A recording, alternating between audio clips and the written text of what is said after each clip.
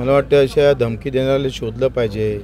पाकिस्तानात जाऊन खरं तर आता मोदीजी सक्षम पंतप्रधान आहे, त्यांना ओढून आणा पाकिस्तानातून, अफगाणिस्तानातून। त्यांचं सरकार असताना एवढ्या पाकिस्तान आणि एवढ्या दुरून जर धमकी येत असेल तर हे मोदी साहेबांच्या केंद्र सरकारवर प्रश्नचिन्ह आहे। मोदी साहेब प्रभावशाली व्यक्तिमत्व या देशामध्ये आहे आणि त्यांच्या नेतृत्वामध्ये त्यांच्या खासदाराला धमकी येत असेल तर मग राहिला कुठं कायदा व्यवस्था?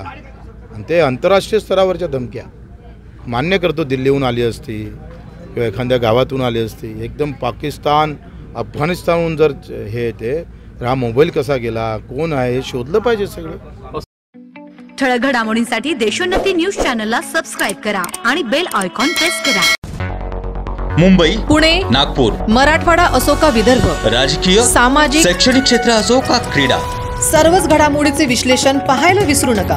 फक्त देशोन्नती न्यूजवर।